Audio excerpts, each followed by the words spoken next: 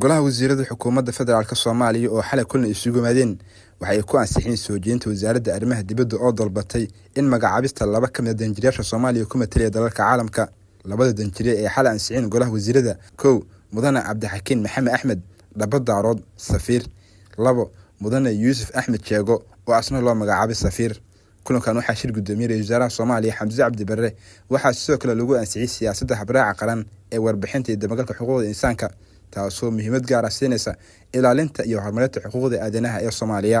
siyaasaddan cusub ayaa la filayaa inay kaalin ka qaadato xoojinta hufnaanta iyo dabagalka ku aadan xuquuqda aadanaha ee dalka ayaa lagu yiri qoraal ka soo baxay shirka golaha wasiirada.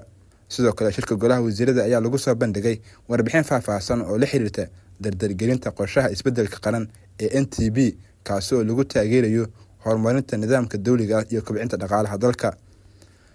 qorshahan wuxuu xoojinayaa isku xirnaanta hay'adaha dawladda wuxuuna horseedayaa in la helo nidaam hufan oo lagula socdo fulinta iyo horumarinta siyaasadda qaranka iyadoo la hubinayo in dhammaan qorshayaashu iyo barnaamijyada dawladda ay waafaqsan yihiin yoolalka horumarineed ee dalka ayaa lagu yiri qoraalka.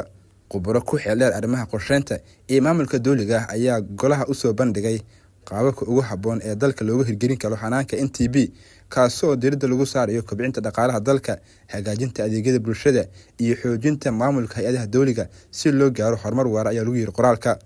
sidoo kale wasaaradda amniga gudaha iyo wasaaradda gaashaandhigga ayaa golaha siiyay warbixin la xiriirta xaaladda guud ee amniga dalka iyo dagaalka al-shabaab iyadoo oo la xoojinayo qorshayaasha lagu sugayo amniga dalka. Abshir Xuseen Maxamed Abshir Baari, SBTV, magaalada Muqdisho.